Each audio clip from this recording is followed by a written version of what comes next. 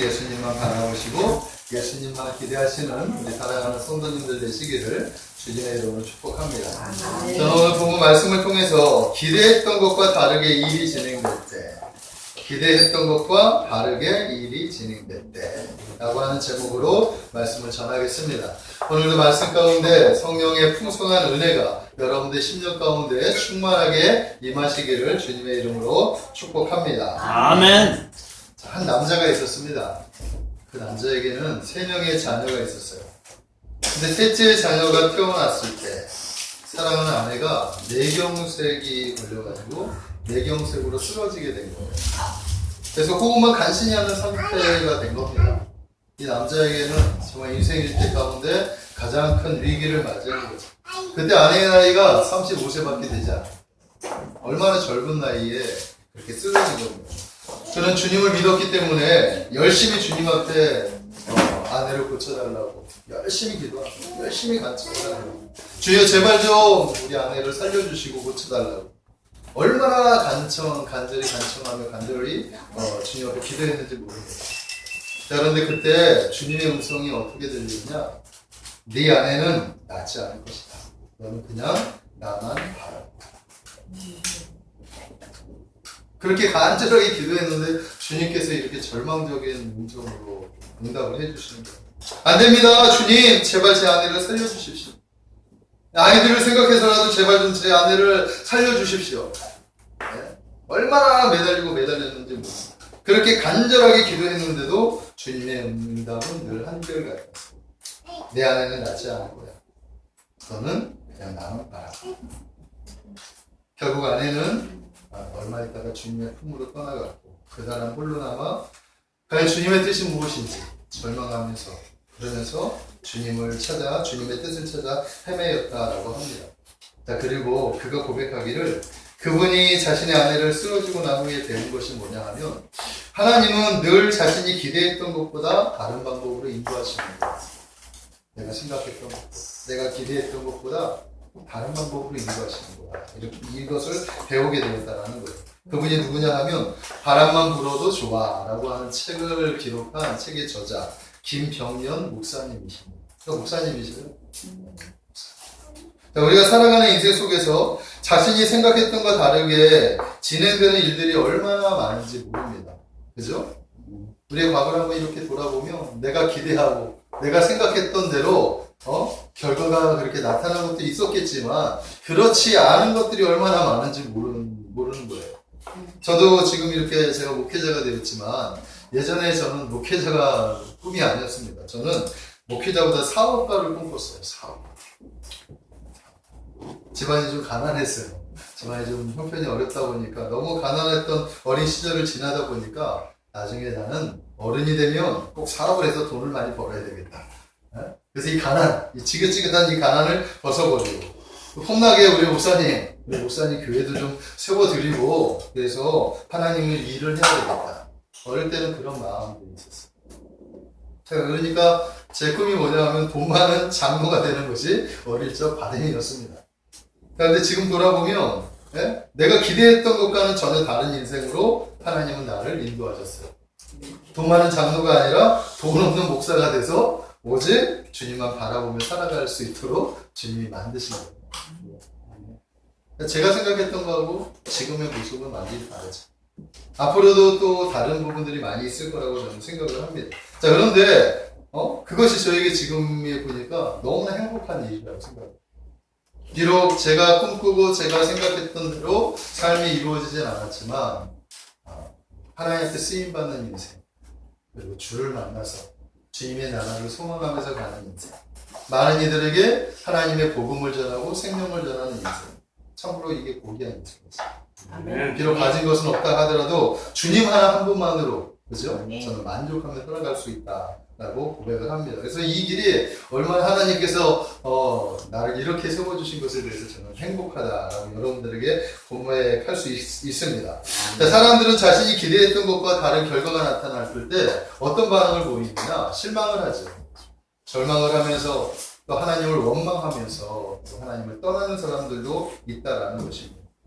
분명 우리의 삶에도 이런 일들이 발생하게 될 텐데, 만약 이런 일이 생길 때, 즉 기대했던 것과 다르게 일이 진행됐을 때, 우리가 하나님을 바라보면서 믿음으로 무엇인가를 기대했는데 그것이 다르게 나타났을 때, 과연 믿음의 사람들은 어떻게 반응하며 살아야 하는가? 저는 오늘 이것이 오늘의 주제예요. 오늘의 말씀의 주제가 바로 그것입니다. 자, 사랑하는 성도 여러분, 여러분들이 이럴 경우에 어떻게 반응해야 할까요? 여러분들이 만약에 이런 일들이 여러분들에게 나타나게 된다면 여러분들은 어떻게 반응해야 되느냐 하는 것입니다. 많은 사람들이 이럴 경우에 하나님을 원망하고 불평하고 또 하나님을 불신하다가 떠나는 경우를 많이 보게 됩니다. 자, 그러나 우리는 하나님의 섭리를 인정하고 묵묵히 주님의 뜻을 구하며 나아가야 될 줄로 믿습니다. 아멘. 이것이 바로 믿음의 사람들의 모습이라는 거예요. 오늘 김병현 목사님은 비록 괴로웠지만 그 안에서 하나님의 뜻을 구하며 하나님이 주신 사명을 감당하면서 살아가고 계시다라는 거예요. 또한 사도 바울, 오늘의 인생의 주인공, 이 사도 바울의 인생은 날마다 기대했던 것과 다른 인생이었다라는 것을 우리가 이 성경을 통해서 우리가 알 수 있습니다. 오늘 본문까지 흘러오면서 사도 바울이 생각하지 못했던 일들이 얼마나 많았는지 모릅니다.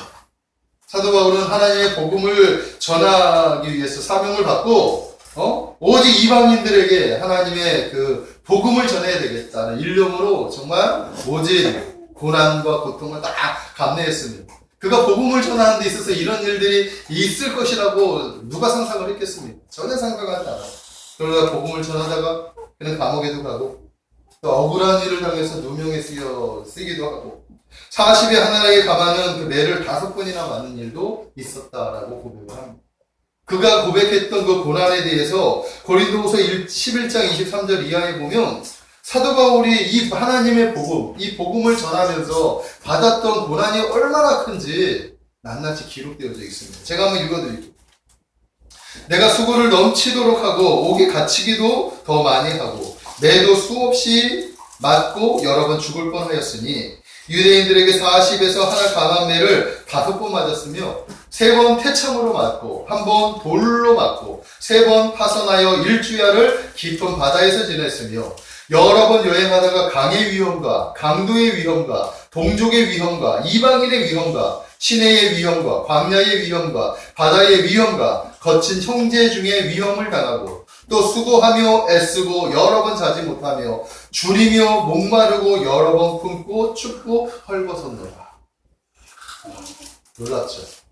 이런 것들을 사도 바울이 기대하면서 하나님 앞에 하나님의 복음을 받았겠습니까? 그렇죠. 이런 걸 기대할 사람은 아무도 없어요. 네? 아무도 없단 말이에요. 그런데 기대하지 않는 이런 것들이 우리의 삶에 나타난다는 네? 얼마나 대단합니다. 얼마나 대단해요. 어떤 사람이 이런 것들을 기대하며 살아갈 수 있느냐 하는 거예요. 우리의 삶도 마찬가지입니다. 네? 아까 우리 찬양의 광야와 같은 인생. 우리의 삶이 광야와 같고 안개와 같은 인생인 것 같아요. 그래서 우리가 기대했던 것대로 우리의 인생이 나타나게 된다면 얼마나 좋을 것 같아요. 좋겠습니까? 그러나 우리가 생각하고 우리가 기대하고 우리가 소망하는 일들이 생각처럼 이렇게 잘 주어지지 않을 때도 있다라는 거예요. 그럴 때 하나님은 우리에게 그럼에도 불구하고 너는 나를 바라보며 나를 의지할 수 있느냐 이렇게 묻는 거예요. 이게 신앙인 것이.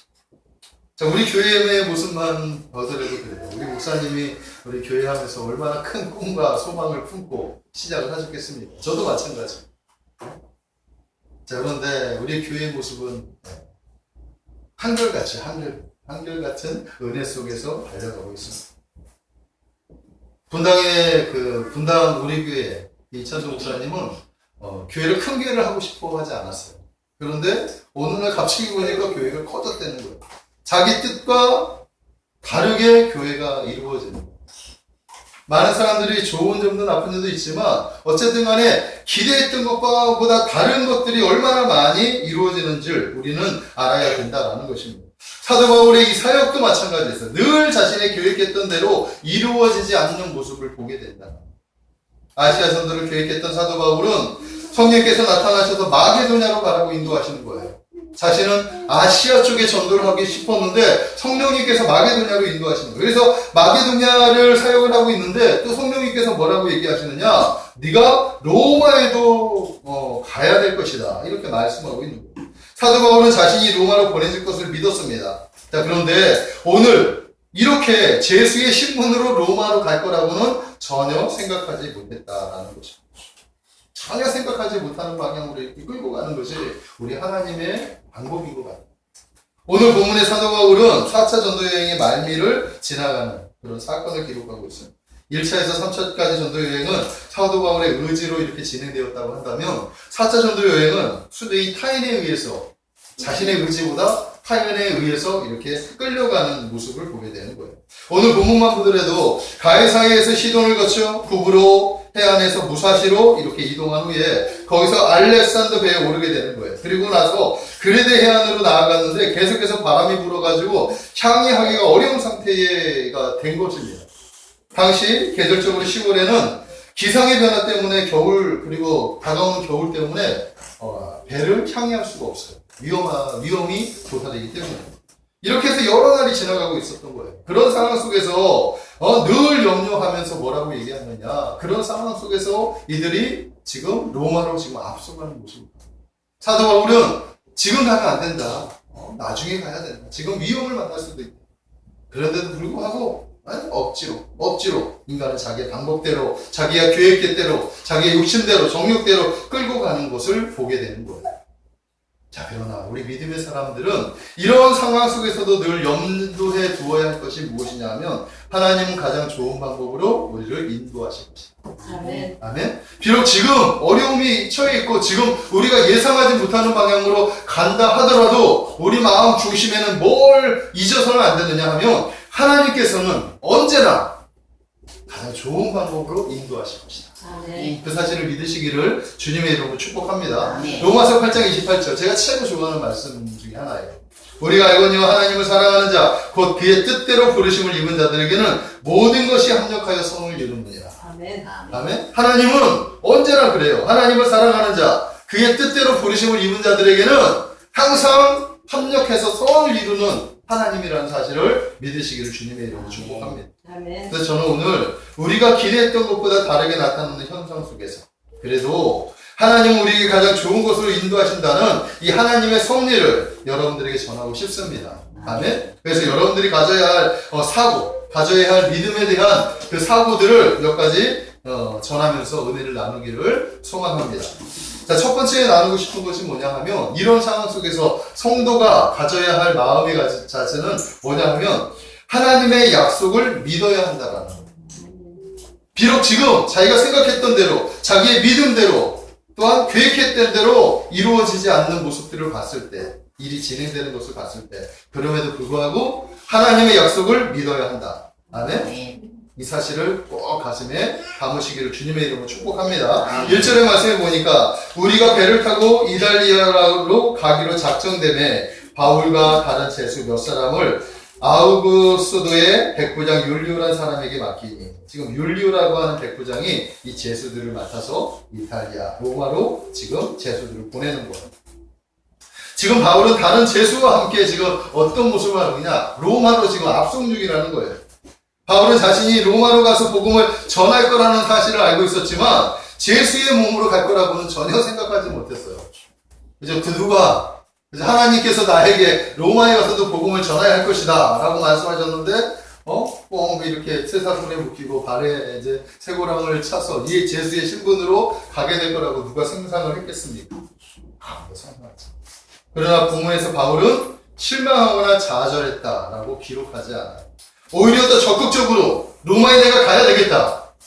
바울의 모습은 그것이 보여줘요. 아무리 내가 제수 신분이라 하더라도 하나님께서 나에게 복음을 로마에 전하라고 맡겨주셨으니 나는 그 일을 향해서 나는 부름을 받아요. 실망하거나 좌절하거나 원망하거나 불평하지 않고 오직 하나님의 뜻을 감당하려고 지금 몸부림을 치는 거예요. 10절의 말씀에 보니까 말하되 여러분이요 내가 보니 이번 항해가 화물과 배뿐 아니라 우리 생명에도 타격과 많은 손해를 끼칠 것입니다. 자, 바울은 지금 살아서 로마를 가고 싶은 거예요. 왜냐하면 이 항해가 지금 위험이 있는데 지금 여기에 몸을 싣다가 내가 어떻게 잘못되면 하나님의 복음을 증거하는 기회조차 놓칠 수도 있으니까 지금 사람들을 설득하고 있는 거예요. 네? 왜 이렇게 설득하느냐? 복음을 전하기 위해서. 하나님의 명령, 하나님이 약속한 그 말씀을 붙잡고 나아가는 그 사도 바울의 모습을 여기서 볼 수 있는 거예요. 그래서 이 위험을 피하고 우리 좋은 날에 우리 로마로 가자. 그렇게 얘기하는 거예요. 네?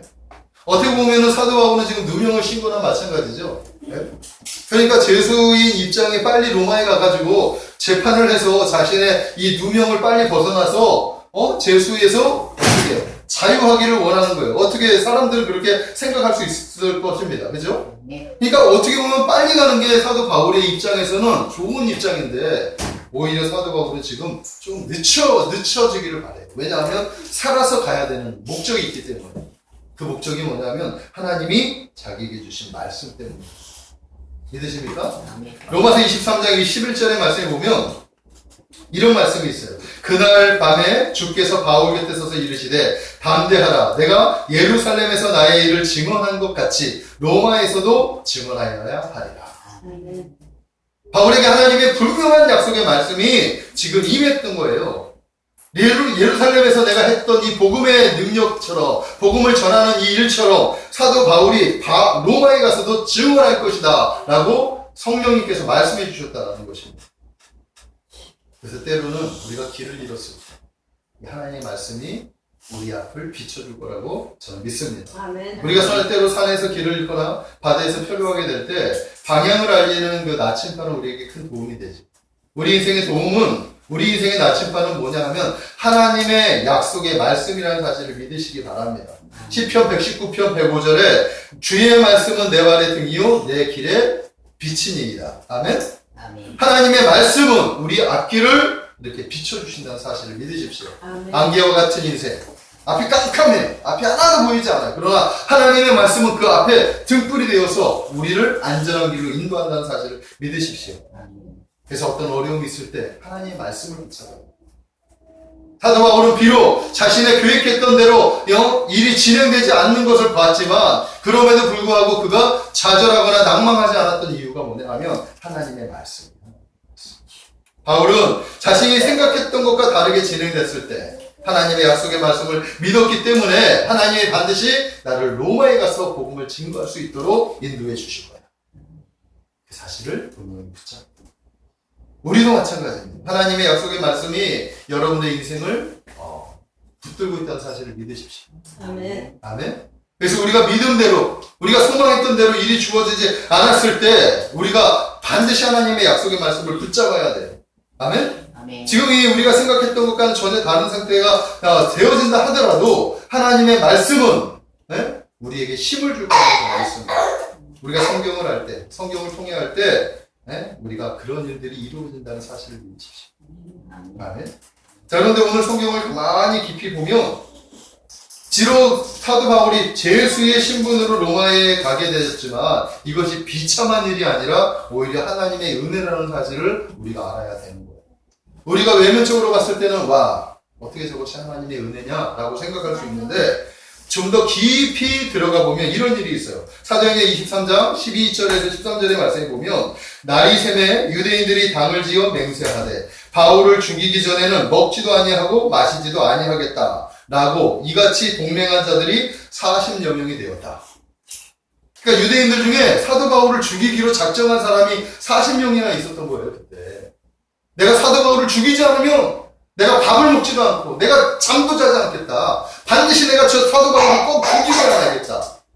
우리 한번 그것에 대해서 결의하자. 이렇게 모인 사람들이 40명이에요. 40명. 한번 상상을 한번 해보십시오. 네?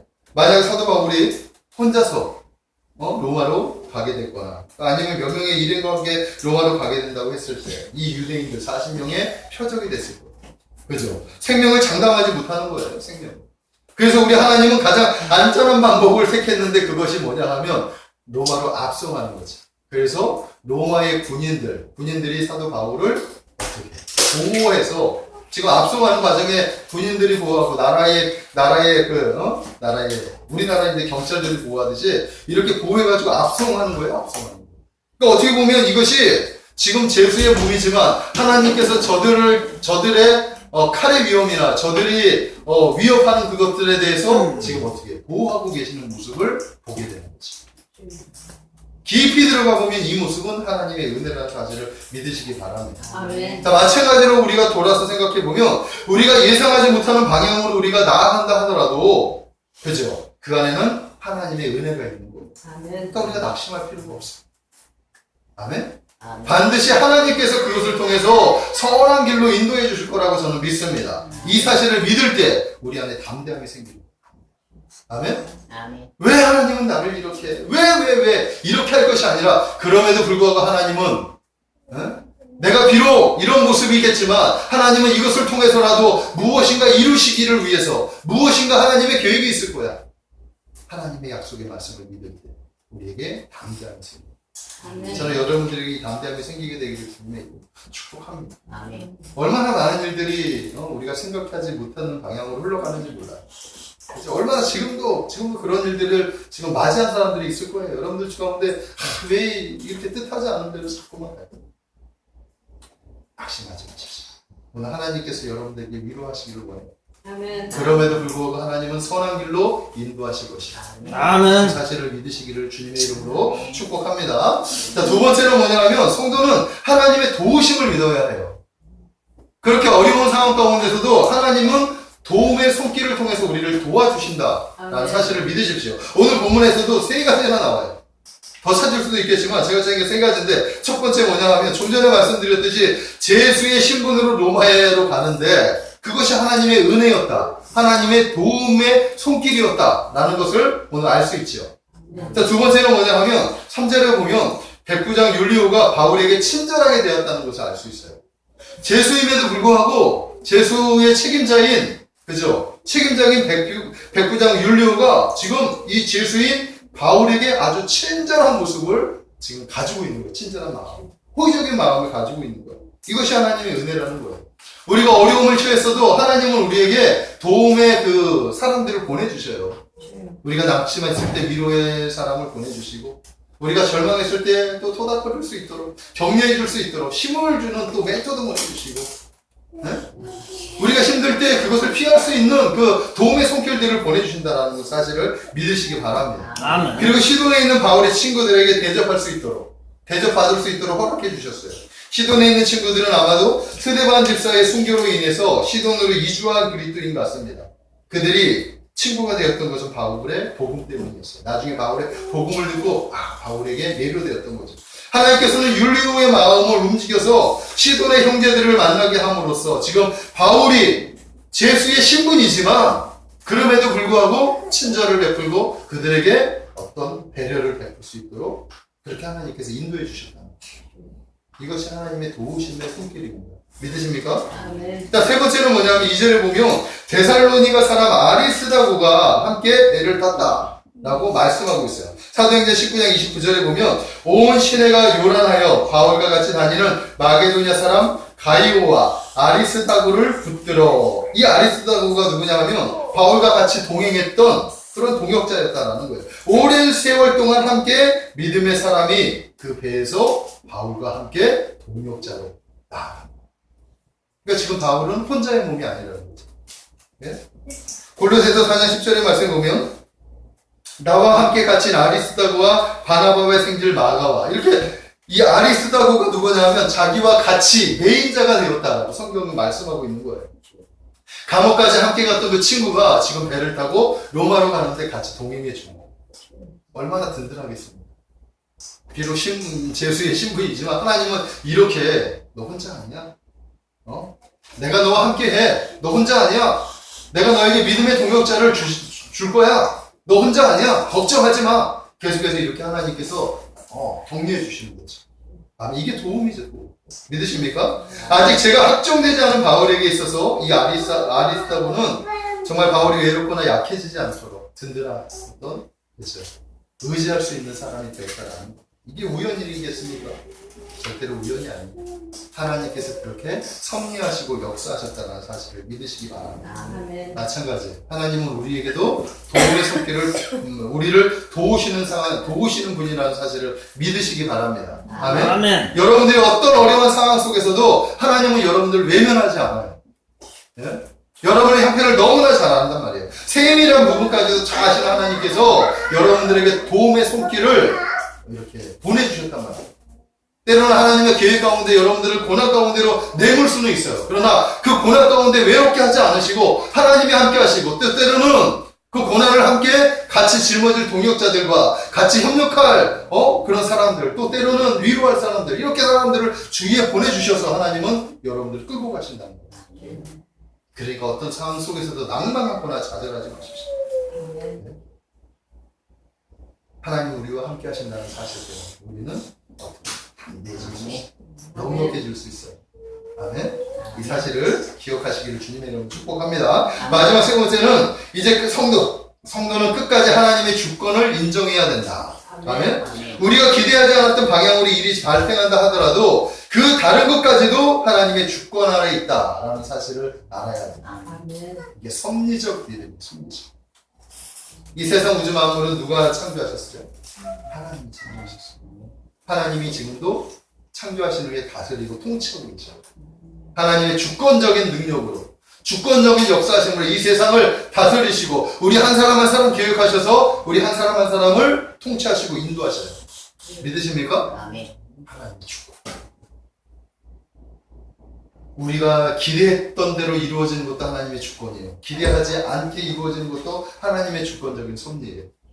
그러니까 우리가 알아야 할 것은 뭐냐 하면 그 모든 것이 하나님의 주권적인 섭리다. 아멘? 하나님을 인정하는 거지. 하나님을 인정하는.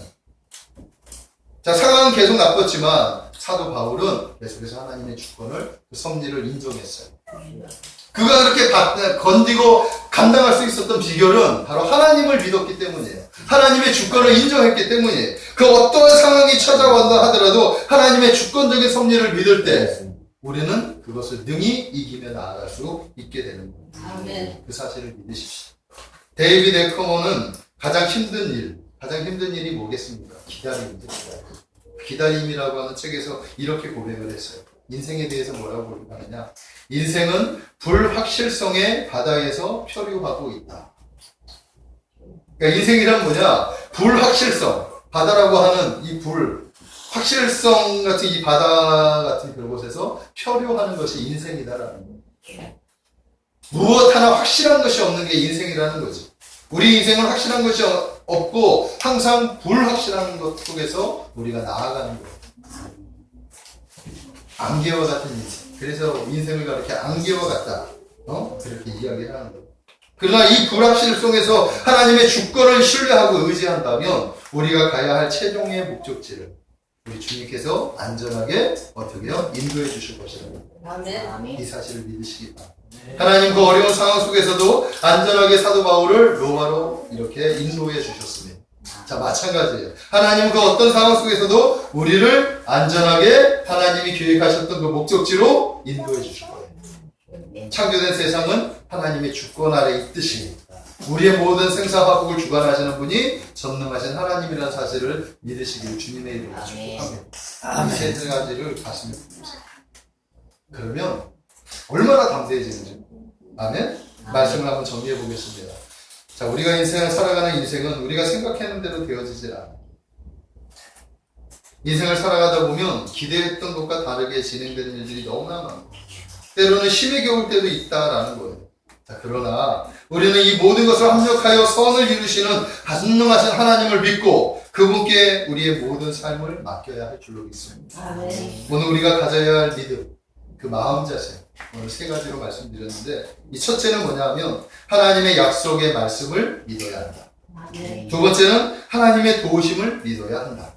아멘. 마지막 세 번째는 인생을 섭리하시는 하나님의 주권을 믿어야 한다. 아멘. 약속의 말씀, 도우심, 주권. 이 세 가지만 가슴에 품는다면 우리가 예상하지 못했던 일이 발생한다 하더라도 그렇죠? 이 일이 하나님의 뜻이구나. 여기 우리가 그 모든 일을 겸허하게 받아들이고 감당할 수 있게 될 줄 믿습니다.